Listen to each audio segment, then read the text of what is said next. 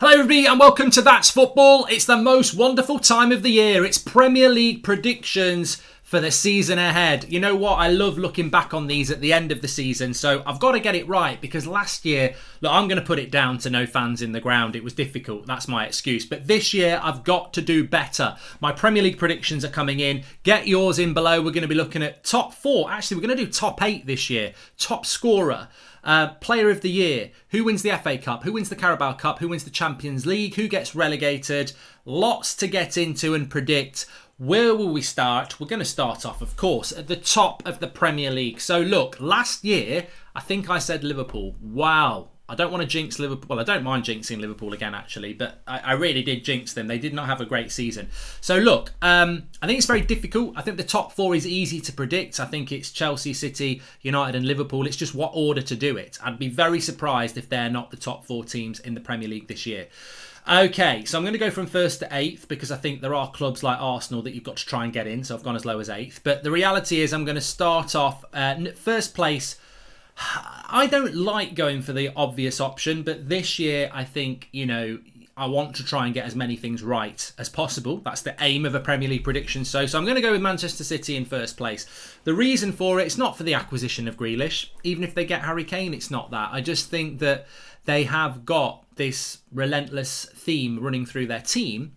I'm a poet and I didn't know it. They've got this relentless theme going through their team of how to win games. They're defensively very strong. And I think last season was the real... it's the first time I thought, bloody hell, they might do it. They might break the United treble record. They might break the Arsenal invincible record. I don't think anybody will go invincible. I'll say that straight away. I hope no one's going to do the treble. I think people are better. I think Man City's best chance of doing that was last year. But I do think they'll win the league because I just think they're so strong. And they've got so much quality and they're not conceding goals and they are going to get a striker in as well. So Man City, I hope they don't win it, but I think they'll be in first place. Second place, Chelsea. I think the acquisition of a striker in Lukaku is essential. I think Tuchel's works wonders considering he only came in January. I think with the full season at it, Chelsea fans will be optimistic. They've got strength in depth. They've got a good coach. They won the Champions League. They've beaten Manchester City 3 times in a row in the last time they've played them. So they don't hold any fear. Consistency is the key with Chelsea. Can they go and win at Villa? Can they go and win at Newcastle? Can they beat Brighton? Those sort of games are where Chelsea are going to be pushing City or just off them. So I think the consistency of City will be too much and I think Chelsea will be second. Third place, I'm going for my club, Manchester United. I would love Manchester United to be in a title race this year. I don't think we actually will. And look, glass half empty, I can only be impressed if it happens. But I just think the uncertainty at the moment is the midfield.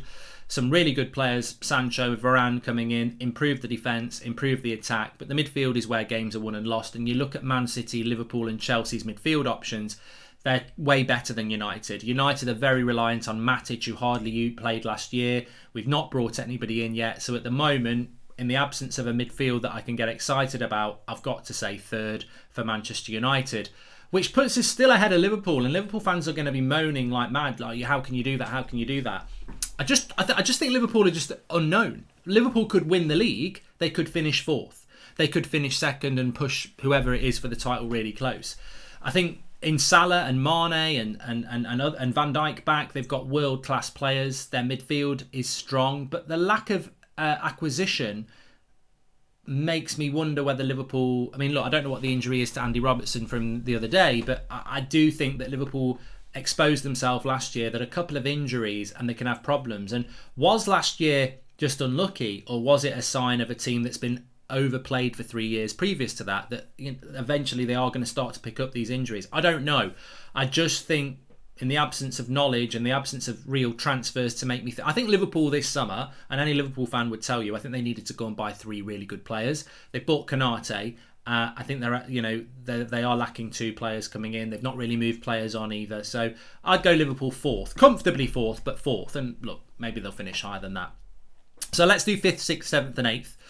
Actually, I'll do relegation now and then I'll do 5th, 6th, 7th and 8th because I think that is an interesting area. 5th, 6th, 7th and 8th. The Europa League places. Can any of those teams get near the top 4? So we'll do that in a minute. But top 4, Man City to win it, Chelsea 2nd, Man United 3rd, Liverpool 4th. Relegation, very quickly. I just think I'm going to just go Norwich, Watford and Brentford, to be honest with you. And I know that's really boring, but I think the relegation battle has become more boring than the title race, because I think that teams such as a Burnley and a Brighton and a Newcastle, whilst they may well end up in a relegation battle, they're so used to it. They're like hardened, I think it's hardened criminals. They're like, hardened boxers. They're never going to get up and win a heavyweight title, but they've been around long enough that the new upstarts they can show their experience. And Watford, Norwich, and Brentford, I don't think they've got the experience to take a Newcastle down, or a Brighton down, or a Burnley down, or anybody else that you think that could be down there. Maybe a Southampton have a bad season as well. I just think, I think Southampton, Newcastle, Burnley, Brighton could have a bad season, but I still think they'll get enough points to stay up compared to Norwich, Watford and Brentford, who I think will struggle to get more than 30 points. I think they will. And I might be wrong on that, but I don't look at their transfer activity as... It just feels to me like teams are coming up now, they get the Premier League money, they're happy to go back down, they become yo-yo teams. We've seen it with West Brom. And I don't see a team there is no Leeds, there is no Wolves. There's no team that I think, they've done really well in the Championship. They're looking like a team that wants to stay in the league. So I think relegation will be straightforward with the 3 up, 3 down. Into 4th, 5th, 6th, 7th, and 8th. I'm going to go Leicester 5th. I think Leicester will be the best of the rest. They've bought well. They've got squad depth. I mean, Europa League could be a bit of a problem for them because it's more games, but they have got squad depth, and I do think that as long as they can avoid injuries, then they should be okay for 5th. So I'd go Leicester 5th. 6th place, I'm going to go Arsenal. Oh, well, I think Arsenal have got a big season because they've got no European football. They've got the week off. So their focus for Arsenal this year is that Arteta's got nowhere to move. We've seen it in the past with Liverpool and Leicester, where they've nearly won league titles, or they have won league titles because they've got no European football. Big season for Arsenal. No European football. You can't moan about being overplayed. You can't moan about not having time on the training ground. So it's a big season for Arsenal. I just don't think that they are better than Leicester or the top 4. But I do think they'll get 6th place, Arsenal. Yeah. 7th place, I'm going to go Aston Villa.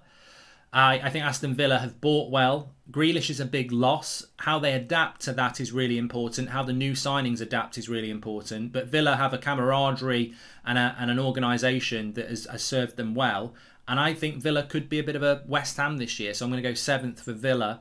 8th place Spurs, which leaves West Ham and Everton and everybody outside the top 8. But it's competitive between 4th and 8th. And I think I'll put Spurs at 8th. I don't think Spurs have got the manager, the squad, or the settled scenario. I mean, we don't know whether Kane's going to stay. If Kane stays, I think they'll comfortably be top 8. But I do think that it's going to be a difficult season for Spurs of transition, so I put them in at 8th place. Which brings me on to top scorer. Top scorer for the season, I'm going to go with Romelu Lukaku. And I know people will say, well, if Kane goes to City, it'll be Kane. I'm not convinced. I'm happy to say, even if Kane goes to City, I'm still going to go with Lukaku. And probably my second choice would be somebody like a Mo Salah. I don't think Harry Kane will be top scorer just because he goes to Man City, because he's more than capable of doing it. The chances will be there. The quality will be there.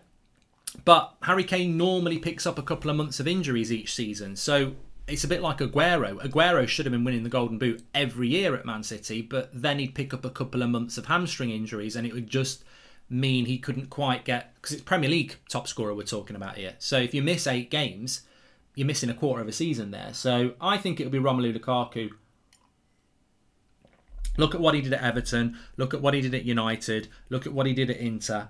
Whether he's playing badly, whether he doesn't suit the system, whether he's got a bad first touch, he's a goal scorer. And at Chelsea, last season, they created so many chances that weren't put away by Werner. I'd fancy if Lukaku puts away even half of those chances and a few more, he'll be up there. So I'm going to go Lukaku, Golden Boot. If not, Salah. Player of the year is very easy. I'm going to go Kevin De Bruyne, because even when he's not Player of the Year, he gets voted Player of the Year. So I'll go Kevin De Bruyne, although I would give a notable mention to Bruno Fernandes at United. Chelsea, probably Havertz. I think he'll have a big season. And Liverpool, probably Salah. So but I think it will be Kevin De Bruyne, because Kevin De Bruyne always wins it. Let's talk about the cup competitions. I think Carabao Cup goes to Man City because Pep loves it. And he's got such a good squad. And I think the reason that Man City end up winning the Carabao Cup is because it's a tournament that's basically over by Christmas, apart from the semi-finals, in which case Man City over 2 legs. I think at the start of the season, the reason Man City always do well in the Carabao Cup is because they've got such a big squad, which won't be injury, which will be very fresh, and I think that's why they always end up late on, and when they're late on, Pep just thinks, I want to win it. So I'll say Pep for the Carabao Cup. FA Cup, shock, horror, I'm going to predict Arsenal. They've got a good relationship with the FA Cup. They've got no European football this year, so the league, I don't think they can get top 4, but the FA Cup becomes very important to them, and I think they'll put a lot of effort into it. They'll be first team from the 3rd round, so I'm going to go Arsenal as a bit of an outside bet for the FA Cup. So Man City Carabao Cup, Arsenal FA Cup.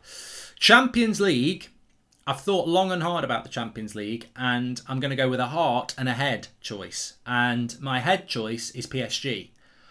I nearly went Man City, but I think you're almost an idiot to go for Man City because they've never won it. So I'm not going to predict Man City are going to win something that they just seem incapable of doing. But I do think an English club could win it, and I think Man City have got to be a favourite. Chelsea could retain it. Liverpool could be decent as well, but I'm going to go PSG. I mean, Bayern Munich are a threat as well, but I'm going to go PSG simply because, I mean, they've got so many. I mean, Donnarumma's a brilliant goalkeeper, by the way. Ramos at the back, Wijnaldum, Hakimi at right back, Messi there as well. If they can keep everybody fresh, because they'll win the French league with their reserves, they're a real threat. So I'm going to go PSG. Even though I don't really want them to win it, I do think that they've been getting closer and closer, and they've bought well. Head says PSG. Heart says Manchester United. People are going to say you're an idiot. But no, I do think that United this season are going to be, if everything goes right, going to be a hard team to beat. There's a lot of quality there, and I think as the heart option, I'm going to go Manchester United for the Champions League, but head option, I'm going to go PSG. So we've done Player of the Year, we've done all the cups, we've done top scorer, we've done bottom 3, we've not done Young Player of the Year. My Young Player of the Year this season is going to be, unless it's, well, I suppose it is a breakout, I'm going to go Jaden Sancho. I think Jaden Sancho is going to have a very good season. Now, I'm sure he would still be available to go for Young Player of the Year. I'm sure he would. So I think Jaden Sancho, Young Player of the Year. I think a lot of hype because of the price, because he's English, because he's playing for Manchester United. A lot of hype, a lot of pressure. But if you know the player, I think if he hits the ground running the way he might not, but even if he has a good season, I think he's going to be such a wake-up call to the English media. I don't think they realise the sort of player that Jaden Sancho is. He's a give-and-go technical player. He creates things. He scores goals. There's not really anybody like him in the English game. And I think he will impress because he is very continental in the way that he plays. And I think people are going to have their eyes open to how good he actually is. So if he has a good season, I think he'll win Young Player of the Year because I think people will be in awe of what a good player he is if it goes to plan. So I'm going to go Jaden Sancho for that. So there you go. There you have it. You've got my predictions for not just the top 4, the top 8, relegation, all the cups, top scorer, Player of the Year, Young Player of the Year. Let's see how it works out. I've got to do better than last year. That's what I've got to do. But I'm happy with my choices this year. We've got fans back in the ground. I think last year I probably went a bit speculative, whereas I had Timo Werner as top scorer. I'm going for a Chelsea new striker again, though. Maybe I've jinxed Lukaku now. Chelsea fans might not be happy, but I do think he will do well. Thanks everyone for watching. Make sure you smash a like on the video and do get your comments in. I want to read back these over the coming months and at the end of the season and see who got what right.